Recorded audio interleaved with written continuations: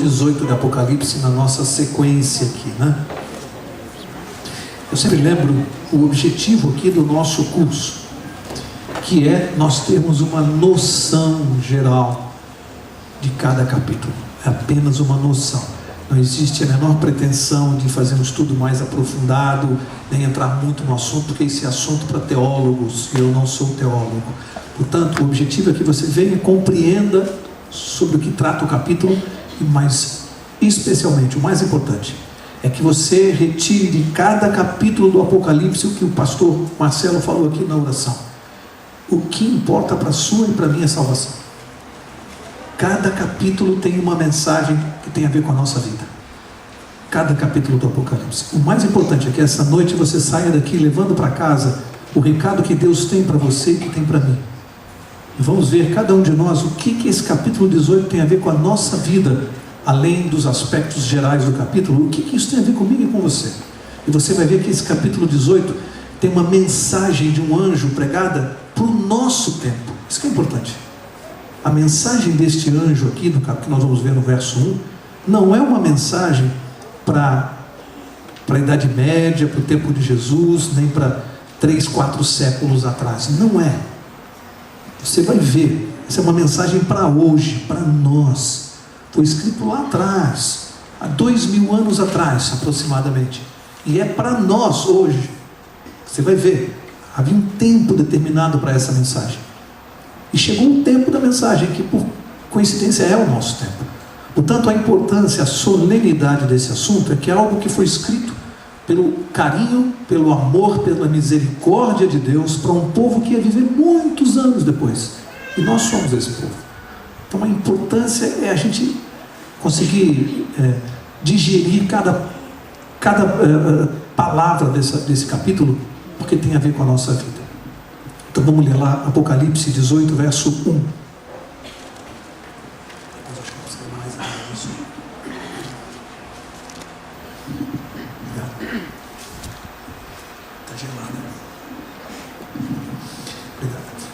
Vamos lá, capítulo 18, verso 1. Depois destas coisas, vi descer do céu outro anjo, que tinha grande autoridade, e a terra foi iluminada com o seu esplendor. Olha só. Aqui fala de um outro anjo que ele viu descer do céu para dar essa mensagem. Diz que esse anjo, diz aqui que ele tinha grande o quê? Leia aí o que está escrito. Autoridade. Essa grande autoridade, ela decorre exatamente da solenidade da mensagem. Por isso que ele tinha uma grande autoridade. A mensagem era muito importante, e é a importância da mensagem que dá autoridade a esse anjo. Se ela é importante, nós temos que prestar atenção nela, muita atenção. O que esse anjo tem para nós, que ele recebeu uma grande autoridade para fazer isso? Diz mais aqui. Diz que ele, além de receber grande autoridade, ele diz que a terra toda foi iluminada com o seu esplendor. Olha só. A queda da Babilônia, lá atrás, aquela Babilônia literal, aquela cidade que ficava próxima ali do rio Eufrates. Antes da Babilônia cair, vocês vão se lembrar, vários profetas meu pastor, muito obrigado, viu? Não vai ser por falta de água, né, pastor? A Babilônia lá do rio Eufrates, antes dela ser totalmente destruída como foi, vocês se lembram quantas vezes os profetas na Bíblia anunciaram a destruição? Alguns autores dizem que há mais de 100 detalhes profetizados na Bíblia sobre a destruição de Babilônia. E tudo aconteceu exatamente do jeito que Deus havia previsto. Tudo. Quais os exércitos que atacariam, como atacariam a cidade, qual era a situação que essa cidade seria apanhada no tempo da sua destruição, como ela seria destruída. Tudo o que foi dito aconteceu exatamente. Impressionante. Na Bíblia, exatamente. Agora, Deus vai falar de uma segunda Babilônia que nós estamos estudando, que agora não é mais uma Babilônia literal, é uma Babilônia espiritual. E Deus vem falando da queda dessa Babilônia, da destruição. E a gente vem estudando já alguns capítulos o que significa isso. Agora o capítulo 18 vem com uma mensagem importantíssima. Aí eu pergunto, todos os detalhes que Deus deu a respeito da queda da Babilônia literal, que se cumpriram, você acha que há alguma chance de Deus errar na queda da Babilônia espiritual? Não tem chance, né? Vai ser tudo do jeito que ele está falando. E ele disse aqui que a terra foi toda iluminada com a mensagem desse ano. Anjo, a luz da palavra de Deus iria iluminar a terra. Significa o quê? Que a mensagem que nós estamos pregando hoje aqui, esta noite, e que vem sendo pregada pelo menos há mais de 100 anos, que é essa mensagem deste anjo, ela vai iluminar a terra. Essa verdade que vai sair da palavra de Deus é que vai clarear a mente das pessoas, e elas vão enxergar o que não estavam vendo. É por isso que hoje se fala tanto desse assunto, se prega sobre essas verdades que estavam escondidas. Tem gente que fica meio em dúvida, fala, por que só agora? Só esse povo, só esse pessoal que está pregando isso? Eu nunca ouvi falar disso. Só agora porque Deus determinou um tempo para essa mensagem ser pregada. É o nosso tempo. É de um pouco tempo para cá na história que essa mensagem vem sendo pregada de acordo com a palavra. Por isso que vem clareando a verdade. A terra está sendo iluminada aos poucos. Cada vez uma porção maior de pessoas vai tomando conhecimento. Tem gente que chegou aqui essa noite como visita, não sabia que ia ouvir esse assunto, e vai tomar conhecimento e contato com uma coisa muito importante. E depois vai se interessar, vai aprender mais, vai retransmitir, vai passar para o outro, e assim a terra vai sendo iluminada, essas verdades vão aparecendo, e as pessoas vão sabendo de coisas que não sabiam, como aconteceu comigo também. Até 13 anos atrás, eu não sabia de nada disso aqui, nunca tinha ouvido. Vamos seguir. Verso 2 diz assim: ele clamou com poderosa voz, caiu a grande Babilônia, e se tornou morada de demônios. Presta atenção nessa expressão aqui, porque ela é muito forte. A minha tradução é mais light, mas talvez tenha pessoas aí que tenham uma tradução mais pesada. E diz assim: e guarida de todo espírito imundo. Alguma tradução aqui fala e coito de espírito imundo? Levanta a mão. Covil, mas tem alguma tradução que fala coito? Ali, olha quantas pessoas. Olha que expressão pesada. E fala assim: e esconderijo de toda ave imunda e detestável. Por que a Bíblia está usando essa expressão? Caiu a Babilônia, e diz que a Babilônia tinha um coito com espíritos imundos. Caiu a Babilônia. Nós já estudamos no capítulo 17 e até no 13. Hoje já sabemos o que é a Babilônia espiritual, né? Sabemos que é uma igreja que veio lá desde o Império Romano, derivou do Império Romano, vem comandou durante muito tempo a religião no mundo, e nunca citamos o nome aqui, apenas mencionamos os dados históricos que a própria Bíblia diz. Apocalipse chama essa igreja de quê? Ela é a mãe da Babilônia. A Babilônia não é só esta igreja, ela é a mãe, mas diz que a mãe tem o quê? O que uma mãe tem? Filhos. Ela tem filhas, que são também o quê? Se a mãe é uma igreja, as filhas são o quê? Igrejas. São várias igrejas de várias denominações evangélicas, mas que se afastaram da verdade. São as filhas da mãe, da grande mãe. E diz que elas mantiveram um coito. Coito o que é? Uma relação sexual com espíritos imundos. Ou seja, a sua doutrina, ela é o resultado de uma conjunção, no sentido figurado aqui, né? De uma relação no sentido figurado, ilegal, de adultério com doutrinas que não vêm de Deus, mas de espíritos imundos. É pesado isso ou não é? É uma linguagem pesada, mas necessária, porque as pessoas que estão habituadas a conviver com essas doutrinas falsas e não estão dando muita bola, precisam entender a gravidade disso para Deus. Daí nós temos que tomar cuidado com uma palavrinha que você vai começar a ouvir cada vez mais daqui para frente, chamada ecumenismo. Isso é um perigo, gente. tão bonito, né, quando você ouve falar na época do Natal, do Ano Novo. É preciso ter mais paz na terra.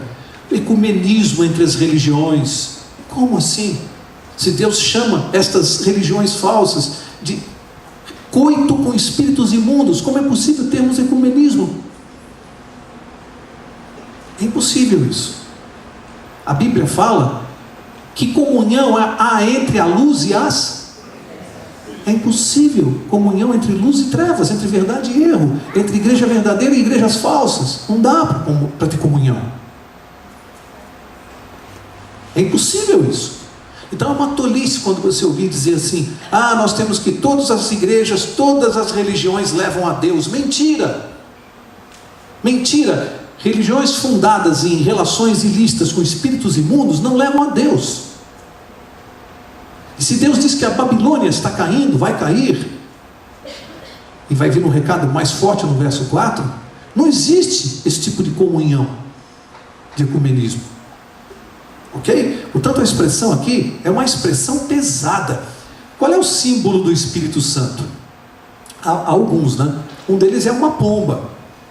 Lembram-se que pousou sobre Jesus no seu batismo? É um símbolo do Espírito Santo na Bíblia. Só que aqui fala de aves imundas. Quer dizer, enquanto o Espírito de Deus é simbolizado por uma pomba, a Babilônia traz como o espírito dela, que norteia as suas doutrinas, as aves imundas. Deus faz o paralelo para que a gente entenda.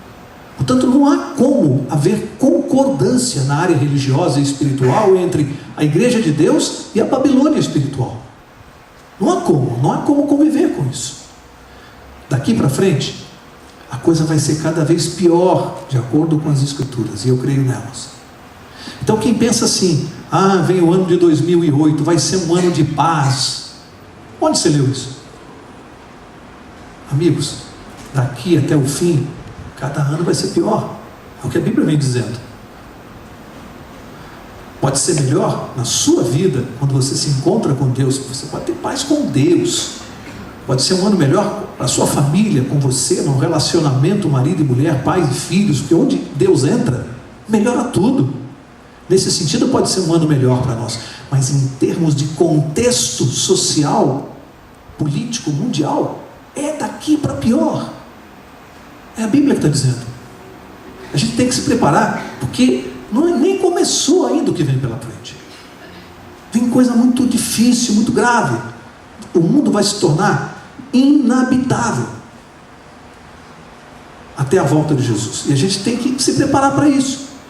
E entender que a gente tem que estar firme com Deus para resistir o que vem.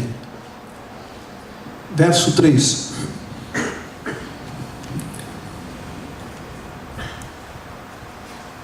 Diz assim: pois todas as nações beberam do vinho da ira da sua prostituição. Os reis da terra se prostituíram com ela, e os mercadores da terra se enriqueceram com a abundância da sua luxúria. Olha, aqui fala vinho da ira da sua prostituição. Por que a Bíblia fala em vinho da ira? Por que essa expressão? Vinho da ira da prostituição.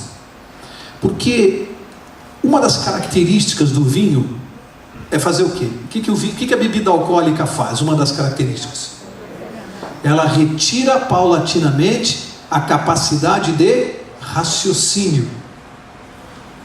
Precisa entender isso. Um dos primeiros efeitos da bebida alcoólica, ela vai tirando a capacidade de raciocínio.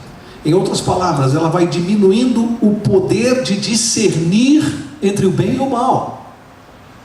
Daí uma pessoa embriagada perde o controle, o comando da sua mente, e começa a fazer besteira, e tem alguns que nem se lembram no dia seguinte o que fizeram.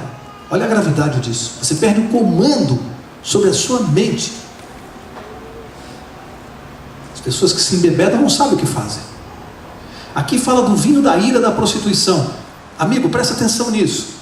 Alguns que acham que não tem mal nenhum seguirem falsas doutrinas, e acham que isso é uma besteira, que isso é briga de religião, que isso é uma bobagem, cada um tem a sua e pensa como quer, estão redondamente enganados. Porque o que Deus está dizendo é que quem pratica falsa doutrina, quem crê numa doutrina falsa, está tendo a sua mente dominada, está perdendo a capacidade de discernir entre o bem e o mal, igual um bêbado. Aquilo vai contaminando a mente, vai deixando a pessoa embriagada, e ela perde a capacidade de reconhecer o equívoco, o erro. Ela não consegue perceber onde está o erro, e ela vai seguindo aquelas coisas, às vezes sem maldade, porque ela não consegue enxergar o que a gente está mostrando para ela.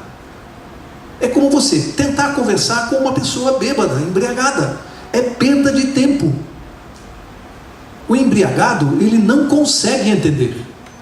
Ele não tem capacidade cerebral para compreender. O que a Bíblia está falando é que esse vinho, ele causa uma ira. Além disso, as pessoas contaminadas pelas falsas doutrinas, eles adquirem essa ira que a Bíblia fala, que é contra quem? Contra aqueles que são fiéis a Deus e praticam a verdade. Daí você começa a entender por que no passado sempre há perseguição contra o povo de Deus, e vai haver até a volta de Jesus. Porque todo aquele que segue a Deus automaticamente recebe a ira daqueles que não seguem. A pessoa que não faz o que tem que fazer, o certo, ela fica com raiva porque o outro faz. Aí começa a perseguição no trabalho, na vizinhança. Vou dar um exemplo para vocês. Jovens que saem para usar droga, balada, encher a cara, beber e voltar no dia seguinte sem saber nem por onde andou.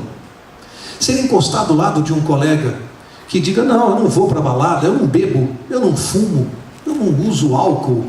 Primeiro ele vai ser, inicialmente, objeto de gozação. Depois da gozação vem a ira. É a raiva daquele cara que não consegue se controlar, e vê naquele sujeito que tem pleno controle, ele fica irado com aquele cara, porque ele acha que ele também deveria perder o controle. É isso que a Bíblia chama de ira. Então as pessoas, quando veem um cristão com seus princípios e valores imutáveis, hoje o mundo tem raiva dessas pessoas, porque chamam essas pessoas de certinhas, de metidas à besta. É a ira, é o vinho da ira que a Bíblia está falando. Causa uma ira. E se preparem, porque aquele que é povo de Deus será objeto dessa ira agora, no tempo do fim. Os cristãos serão odiados e perseguidos outra vez por causa do vinho da ira, da raiva, da cólera, das pessoas que não seguem a Deus. Verso 4 diz assim: ouvi outra voz do céu.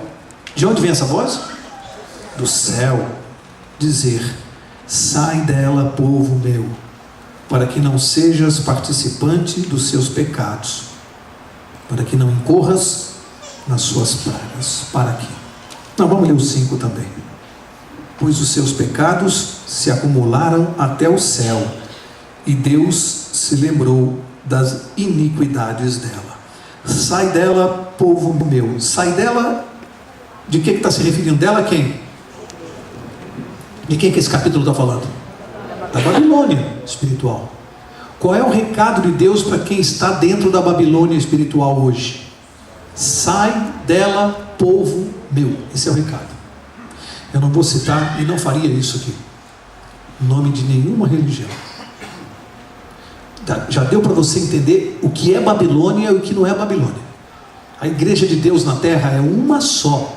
Não tem 2, nem 3, nem 10. Deus tem uma igreja, sempre teve uma igreja, a sua igreja, a igreja de Israel, depois fundada por Cristo, os apóstolos, e vem até hoje. A igreja de Deus é uma só.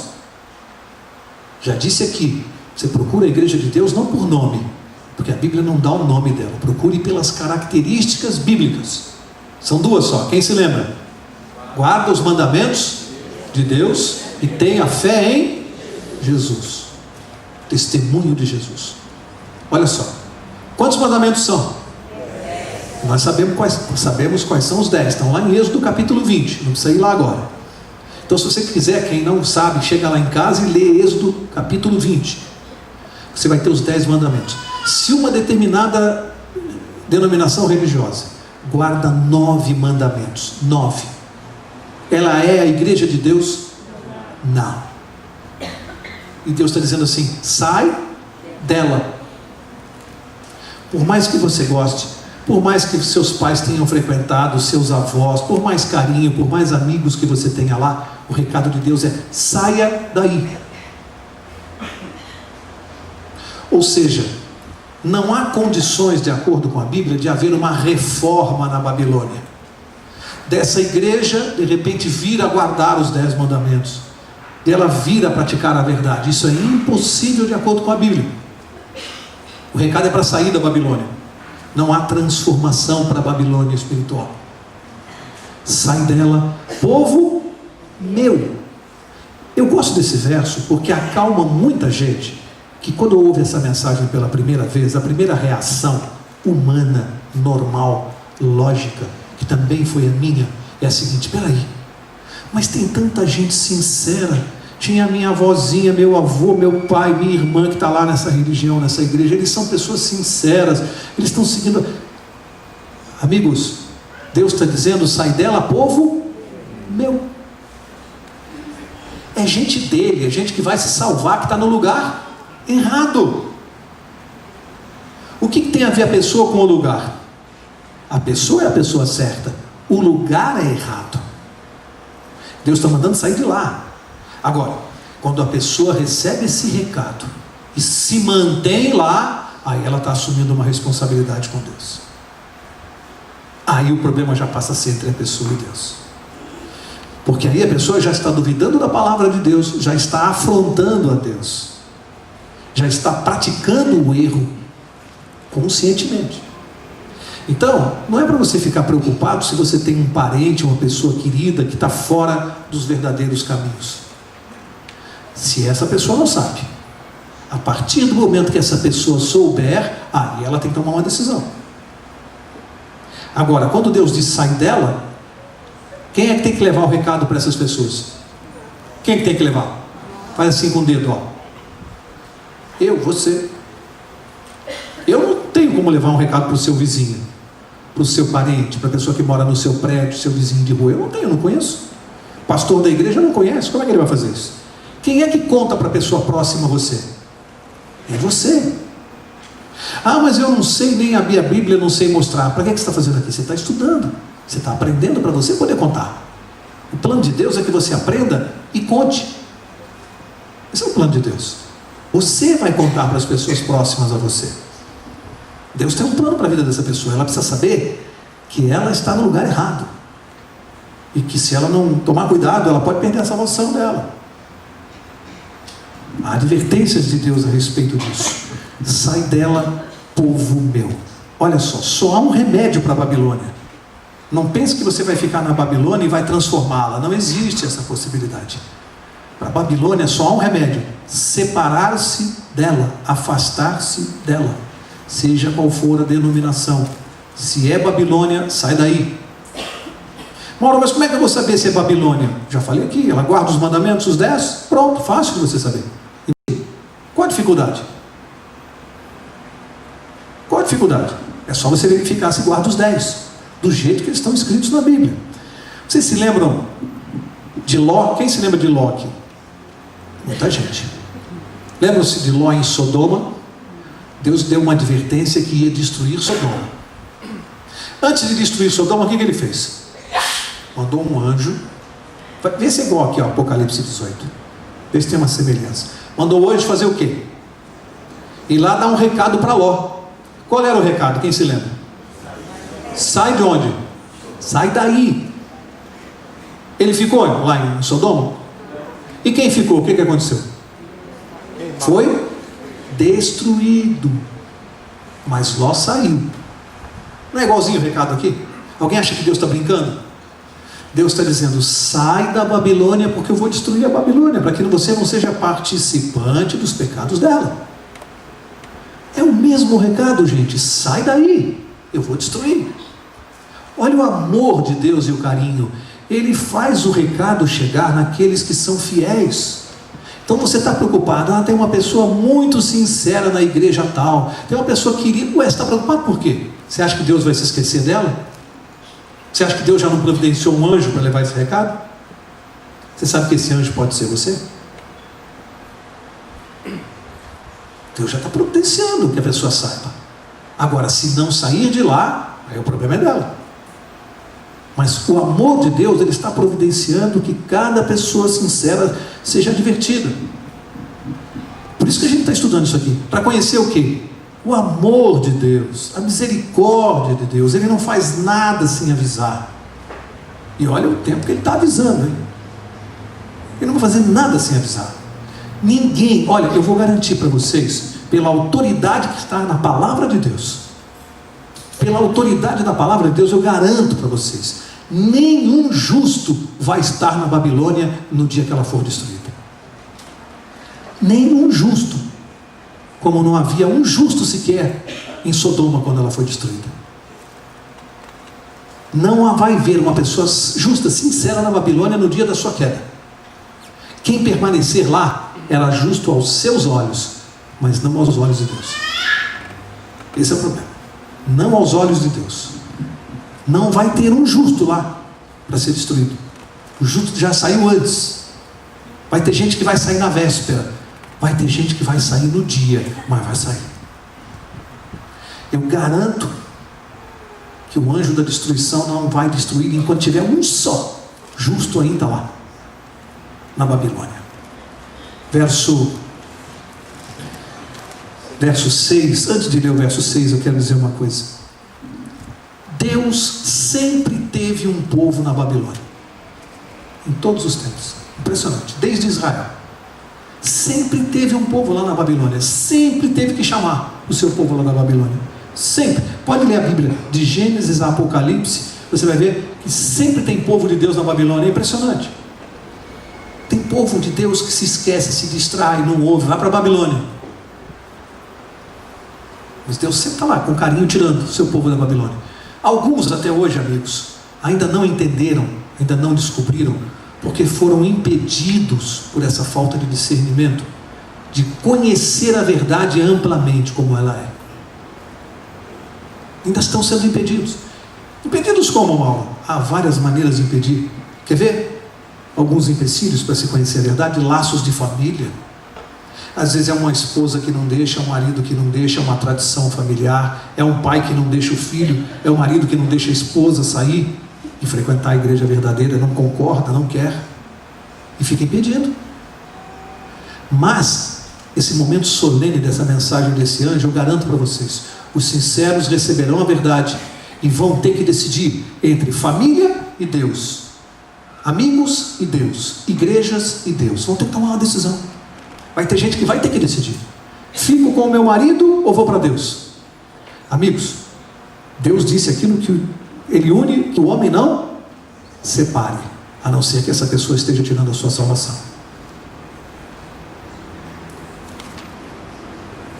A não ser que essa pessoa esteja tirando a sua salvação. Primeiro Deus, sempre, sempre. E esse é um momento solene. Vai acabar esse negócio de dizer: eu não posso ir à igreja tal, porque meu marido não deixa, porque vai chegar um momento que você vai ter que fazer uma escolha. E isso aqui não é pregação contra a família, jamais. Isso aqui é dizer o seguinte: nada será desculpa para se conhecer a verdade e praticar. Nada. Nem laços familiares. Porque Deus vem em primeiro lugar e a salvação também. O que nós temos que fazer é levar a verdade para esses familiares que não conhecem, que eles saibam. Isso é uma guerra espiritual. Portanto, alguns estão amarrados ainda, mas vão se soltar. Deus vai soltar as amarras. Esse é o tempo da pregação desse anjo. A terra está sendo iluminada, lembram-se? Não é verdade? Isso vai atingir a todos. Olha só, quando as 7 pragas começarem a cair, do jeito que a Bíblia descreveu no capítulo 16, quando elas começarem a cair, quando a lei dominical, que nós já falamos sobre ela aqui, aquela obrigatoriedade da guarda do domingo, lembram-se? A imagem da besta? O que é a imagem da besta? A união desse poder religioso, representado pela besta no capítulo 13, com o poder político do capítulo 13. Uma besta sobe da terra, do mar, e a outra sobe da terra. Lembram-se? Acontecer. Quem estava duvidando vai ter certeza. A lei dominical e as 7 pragas darão plena convicção para as pessoas da verdade, com uma questão só. Já falamos aqui, quando as 7 pragas começarem a cair, a porta da graça está aberta ou fechada?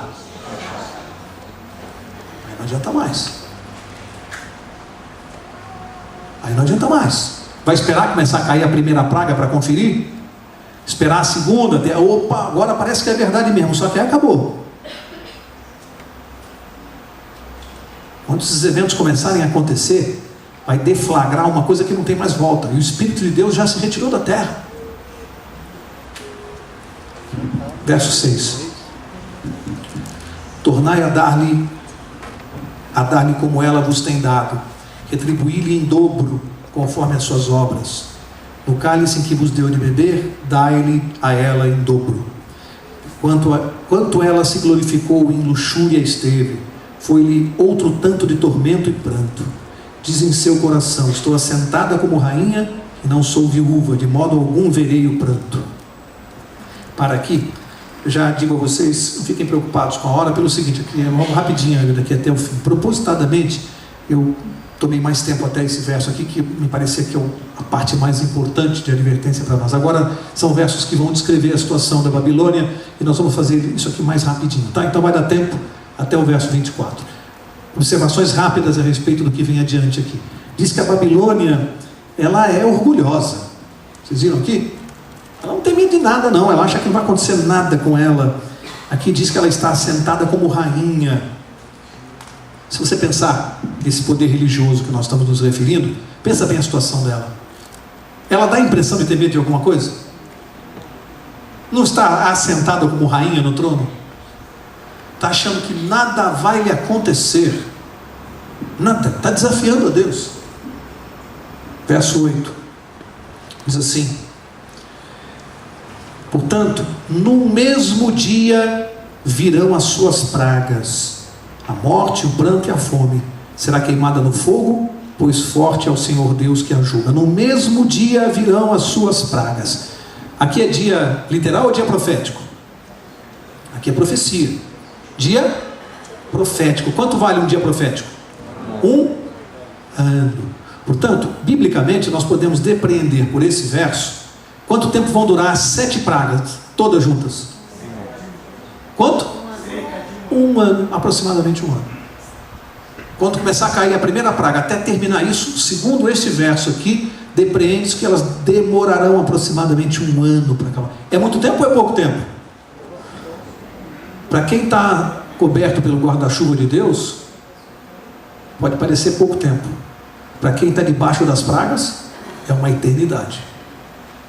Você escolhe onde que você quer ficar, mas escolhe antes delas, porque depois não vai dar para escolher. Mas já falei várias vezes, as pragas não são para o povo de Deus. Portanto, isso aqui, quem tem que se preocupar com isso aqui é quem está na Babilônia.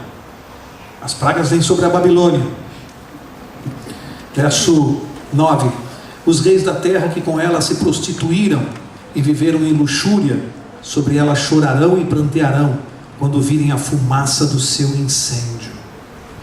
E estando de longe pelo temor do tormento dela, dirão: ai, ai da grande cidade, Babilônia, a cidade forte, numa só hora veio o teu juízo. Engraçado aqui, viu? Vocês viram por que os reis da terra estão se lamentando? Vocês prestaram atenção? Eles estão se lamentando por causa dos pecados da Babilônia. É isso que falou aqui?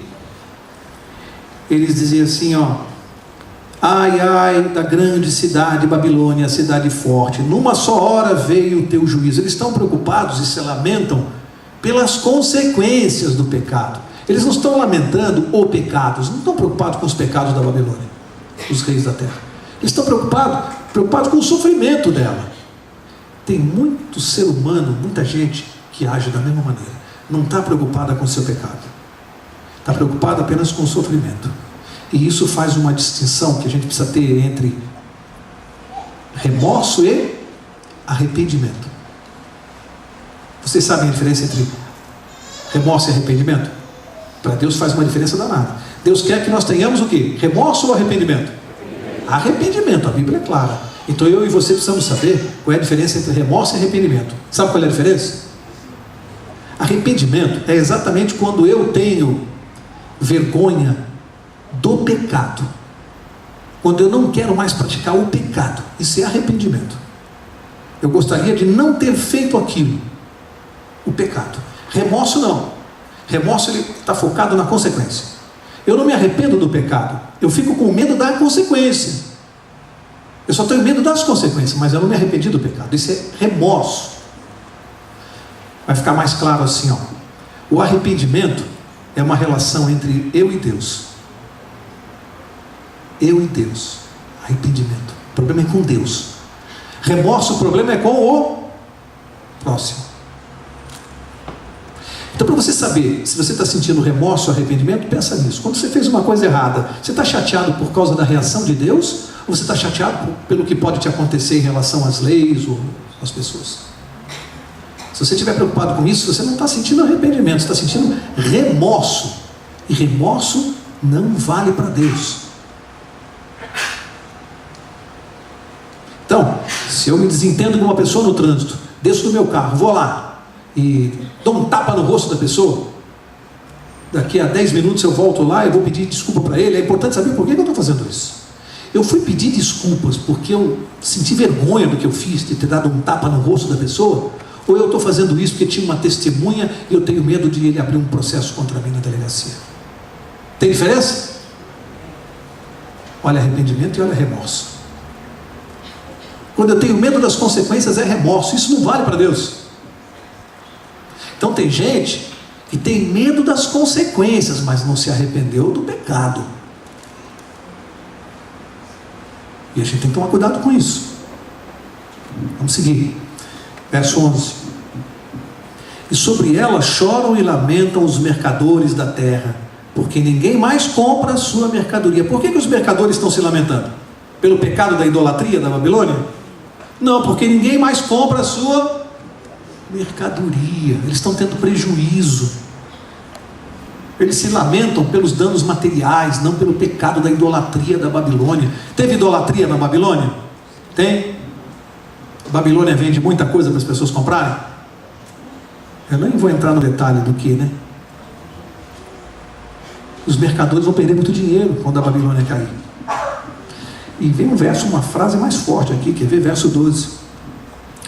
Mercadoria de ouro, de prata, de pedras preciosas, de pérolas, de linho fino, de púrpura, de seda, de escarlate, todo tipo de madeira odorífera, todo objeto de marfim, de madeira preciosíssima, de bronze, de ferro, de mármore, canela, especiarias, perfume, mirra, incenso, vinho, azeite, flor de farinha e trigo, gado, ovelhas, cavalos, carros, escravos e... Agora que vem o que importa. E o que? Até... Com o que a Babilônia também negociava? Com o que? Até almas de homens. Como é que a Babilônia fazia isso? Alguém consegue se lembrar? Como é que uma pessoa fazia para conseguir perdão dos pecados? Havia negócio? Pagava, chamada indulgência, dava lá uma terra, uma propriedade, uma fazenda para a igreja, e aí eles davam um documento dizendo que os pecados daquela pessoa estavam perdoados. Está certo isso aí? Negociava com as almas das pessoas. A pessoa morria, a igreja ia lá, cobrava para fazer, não vou usar a palavra da cerimônia, foi uma cerimônia de 7º dia, homenagem para encomendar o corpo, mas cobrava, negociando, ganhando dinheiro com isso. Está tudo aqui na Bíblia. O que a Babilônia faz? Verso 14. O fruto que a tua alma cobiçava foi-se de ti.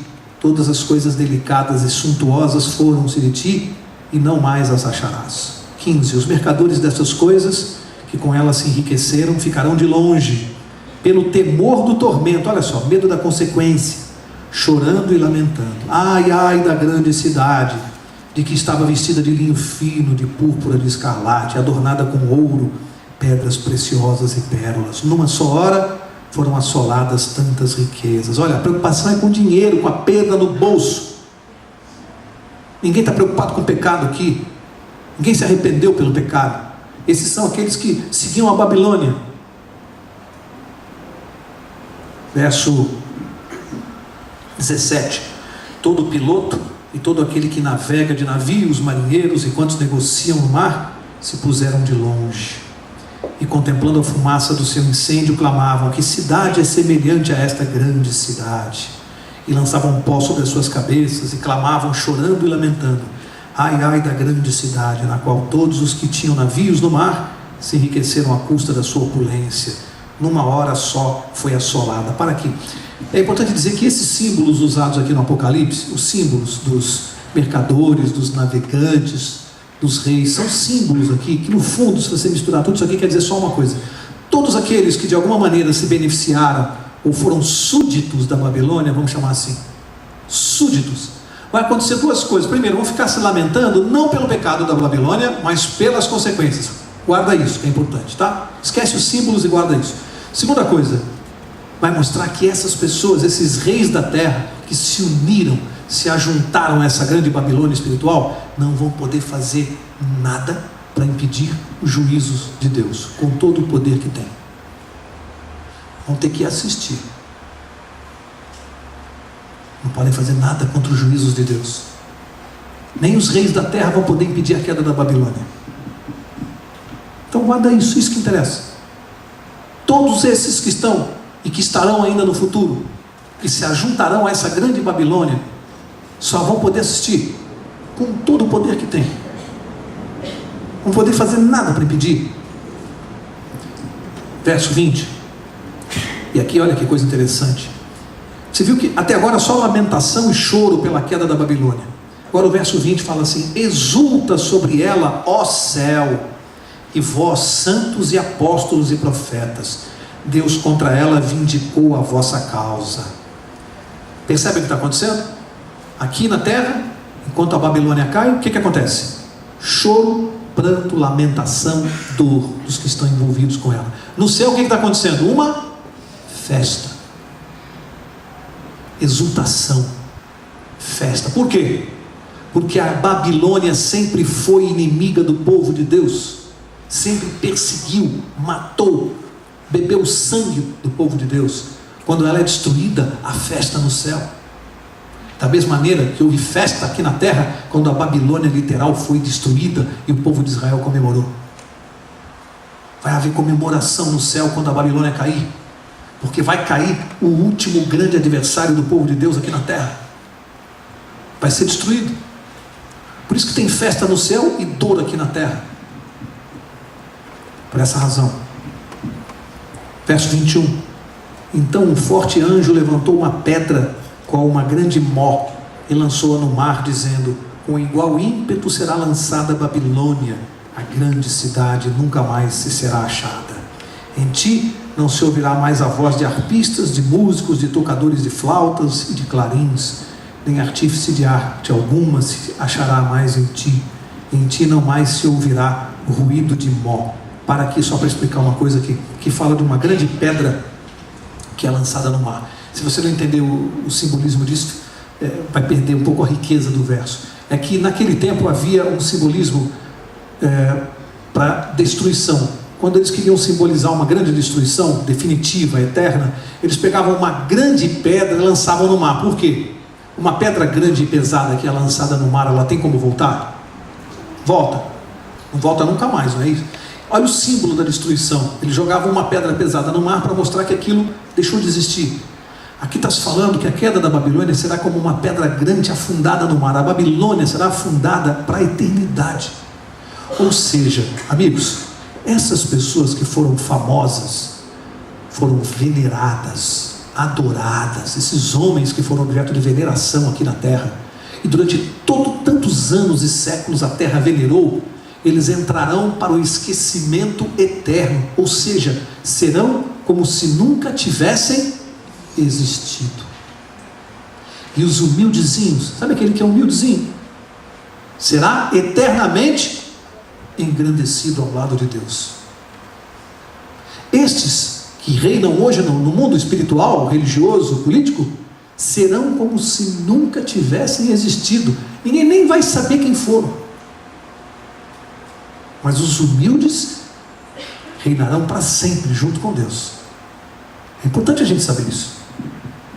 serão como se nem tiver. Que coisa pior, amigos, do que você cair no esquecimento universal, eterno, ninguém nem saber quem foi, como se não tivesse existido. Esse é o destino dessas pessoas. Para encerrar, verso 23: a luz de candeia não brilhará em ti, a voz de noivo e de noiva não mais em ti se achará. Todos os teus mercadores eram os grandes da terra, todas as nações foram enganadas pelas tuas, o que diz aí? Feitiçarias. A Bíblia não poupa palavras pesadas contra a Babilônia espiritual. E nela se achou o sangue dos profetas e dos santos e de todos os que foram mortos na terra. Amigos, eu disse no início que a importância desse capítulo é, primeiro, a advertência solene para nós. Eu vejo, quando eu leio esse capítulo, eu vejo claramente o amor de Deus. Um Deus carinhoso, amoroso, dizendo assim: você, meu filho amado, querido, sincero, que não tem nada a ver com essa sujeira aqui, sai daí, aí não é lugar para você. Você não tem nada a ver com essa sujeira.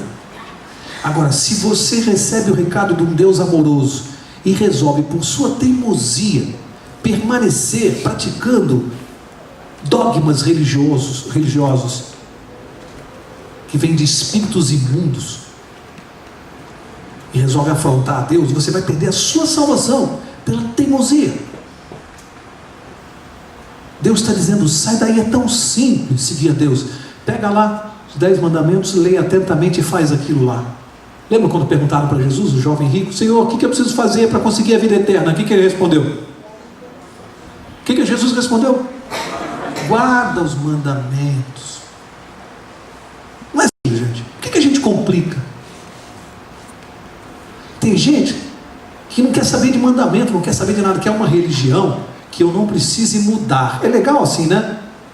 Eu vou para uma religião, eu não mudo nada na minha vida, eu continuo sendo quem eu sou, fazendo tudo o que eu quero. A única mudança é que eu passo a usar uma camiseta escrita assim no peito: Jesus te ama. Pronto, legal.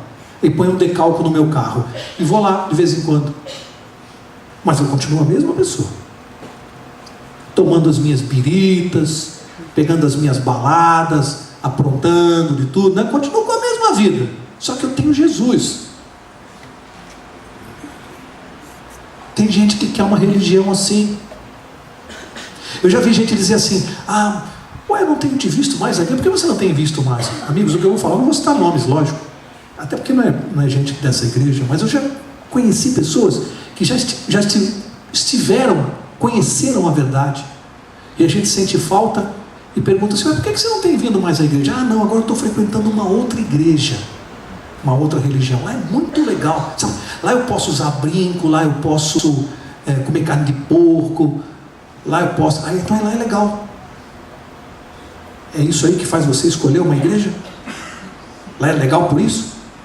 Mas tem gente que quer uma religião que se amolde a vida dela. É legal porque lá eu posso usar brinco, lá eu posso ir na igreja de mini saia e o pastor não fala nada. Só falta dizer assim: lá eu posso matar, roubar, adulterar e está tudo bem. Só falta isso. A gente vê às vezes na televisão, nas novelas, né? O sujeito vai matar o outro lá no crime do último capítulo da novela, e o outro ainda fala assim para ele: vai com Deus. É só isso aí que falta. É essa religião que as pessoas querem. E Deus está dizendo assim: faz o que está na Bíblia, siga-me. Essa é a salvação que nós estamos pregando aqui. Não tem complicação. O que a gente prega aqui é simples, é prático. Para terminar, um homem estava na sua casa, doente há muito tempo na cama, e a filha um dia foi chamar o pastor da igreja dela, que ela frequentava, para ir lá visitar o pai e orar com ele, que ele estava à beira da morte. E o pastor foi lá, obrigação, função dele, foi lá. E a filha falou: só que o senhor toma cuidado, meu pai ele é muito complicado assim, ele não tem religião, peço só que o senhor tenha paciência com ele. O pastor entrou no quarto daquele homem meio apavorado, né? Chegou no quarto, viu que ele estava ali deitado na cama e viu uma cadeira vazia. Aí ele falou: olha, obrigado, senhor, por me receber na sua casa, gentilmente, até o senhor estava me aguardando, né? Quando ele ia se sentar na cadeira, o homem falou: não, por favor, o senhor não se sente nessa cadeira aí. Nessa não. Olhou para a filha e falou: filha, vai lá, pega uma cadeira aí para o pastor sentar. O pastor olhou para ela falou assim: as manias dele, essa cadeira aí ninguém pode nem chegar perto, viu? Ninguém pode sentar nessa cadeira aí do quarto. Vou buscar uma cadeira para o senhor. Aí o pastor ficou ali em pé, trouxe a cadeira, ele sentou, a filha saiu do quarto, fechou a porta, começaram a conversar, e o homem olhou para o pastor e disse assim: pastor, eu queria pedir uma coisa para o senhor. Esses anos todos na minha vida, eu não sei orar. Eu nunca consegui orar. Eu não consigo orar. Eu não sei como falar com Deus. E eu estou sofrendo aqui à beira da morte, eu não consigo falar com Deus. Então, como eu não sei orar, eu fiz o seguinte: eu coloquei essa cadeira aí, e eu mentalizo que Jesus está sentado nessa cadeira aí o tempo todo. E como eu não sei orar, eu fico conversando com ele. Eu fico falando com ele aí. Por isso que ninguém pode sentar aí, essa cadeira é de Jesus. E eu fico falando com ele o tempo todo aí, porque eu queria que o senhor me ensinasse a orar. O pastor disse para aquele homem assim: ó, amigo, o senhor sabe tudo sobre oração. Oração é conversar com Jesus assim como o senhor conversa. É imaginar que ele está sentado aí. O senhor já ora todos os dias. Eu não tenho nada para lhe ensinar. Se despediu, foi embora. 3 dias depois a menina vai de novo lá na igreja: pastor, chorando, eu queria que o senhor fosse realizar o velório do meu pai, ele faleceu esta manhã. E o pastor, entristecido, olhou para ela: mas esta manhã? Pois é, pastor, eu saí de manhã para fazer umas compras, ele estava relativamente bem na cama, e quando eu voltei ele estava morto lá no quarto. Aí o pastor disse: tá bom, eu vou pegar minhas coisas e vou. Ela disse assim: mas tem uma coisa muito estranha na morte dele, pastor, que eu não consigo entender. Ele mal conseguia se mover mais da cama, e eu deixei ele deitado na cama. Quando eu voltei, eu o encontrei morto, mas numa situação estranha. O pastor disse: estranha como? Pastor, ele tinha conseguido sair da cama, e ele estava deitado, debruçado naquela bendita daquela cadeira. Será que ele estava louco, pastor? O pastor, já com lágrimas nos olhos, falou assim para ela: não, querida, ele melhor do que qualquer um de nós sabia conversar com Jesus. É tão simples, né? Imaginar que ele está aqui e falar com ele. Por que a gente complica? É tão simples. Para a gente ir para o céu, é simples assim. Põe uma cadeira no seu quarto, no seu escritório. Deixa as pessoas te chamarem de maluco, mas fala com ele todo dia. Conversa com Jesus. É isso que nos leva para o céu. Porque ele também vai explicando para a gente o que a gente deve fazer. A oração é assim: a gente fala e ouve. Ele fala aqui dentro da nossa mente e do nosso coração. Eu vou pedir ao pastor Marcelo para encerrar a nossa classe dessa noite. Quarta-feira que vem, capítulo 19 do Apocalipse. Eu vou pedir ao pastor: imagina que esses bancos aqui, uma cadeira só, nos coloque diante de Jesus e peça para nós o que o Senhor sabe que a gente precisa para se salvar.